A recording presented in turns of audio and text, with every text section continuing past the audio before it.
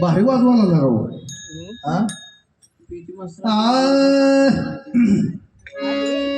अरे त्याची गारुड्याची तातीश का त्यानेच करावा बोल बोल आणि नागिनीच्या वारुळात हात मर्दानेच घालावा. तुका म्हणे पाहिजे जातीचे येडेगबाळ्याचं काम नाही. आता नवीन पोरगी आहे लग्नामध्ये आलेली आहे आणि तिला नाव घे म्हटलं तर नाव कसं घेते हो? मस्त भरपूर नाव घेते पण शेवटी टिंबा टिंबाचं नाव घेते म्हणते की नाही. कारण तिला नवरा केलेला नसतो म्हणून ती टिंबा टिंबाचं नाव घे म्हणते. तसं ह्या जाते द्या ही तरण्यापुरे त्याची लग्न झाली नाही ती दास म्हणेच म्हणते ती. जसं पुरी टिंबा टिंबा म्हणते की नाही तसं दास म्हणे नवरा अजून केलेला नाही. होय आता करणारा इथं बसलाय. दुसऱ्याची चूक करायची म्हणलं का त्याला मेंदू लागतो राहू लक्षात ठेव. आणि स्वतःची चूक कबूल करायची म्हणलं का त्याला काळीज लागतं. उगा तुझ्या भागात आलोय कलकल करू नका. त्या दिवशी पंचक्रोशीमध्ये नाही बोकडं सोडले ते देवाला माजलेली बोकडं असतील खाऊन माजलेली असतील.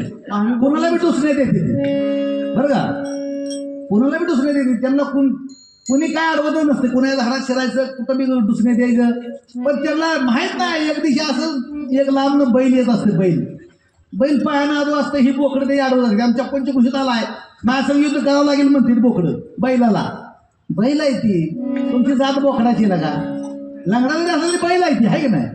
म्हणजे त्यांच्या पुढे गेले बोकडं बैल म्हणला माझी काय हरकत नाही तुमच्या संग युद्ध करायला मी तयार आहे. काय गुरुजी मग बोकडं आपलं हिकंडे आलं बैल आपलं शांत होतं पायानं आतू होतं बैल पण शिंगानं कार्य होतं. दोघाला जवळ येऊ दिलं दोन्हीला आदळल्यावर त्यांना वाटलं अरे बाप रे आपला बाप आहे. अरे लंगडा जरी असला तरी बैल आहे ती तुमची जात बोकडाची आहे. तुझ्या आई शपथ सांग बरं बोकड नको फाडी काढू तुरे माझी काढू तुरे काढू तुरे नको फाडी काढू तुरे माझी काढू तुरे काढू तुरे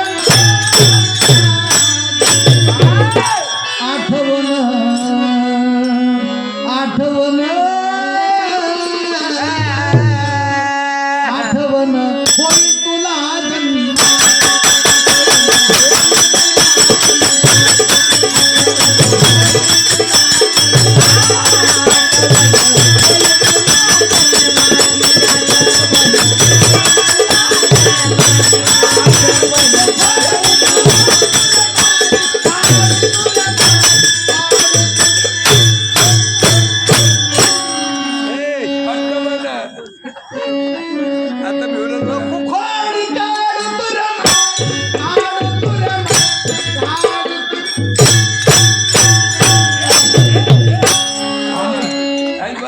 डोक्याची टोपी घरी ठेवून आला हे तुम्हाला शिकवायला आला बरं.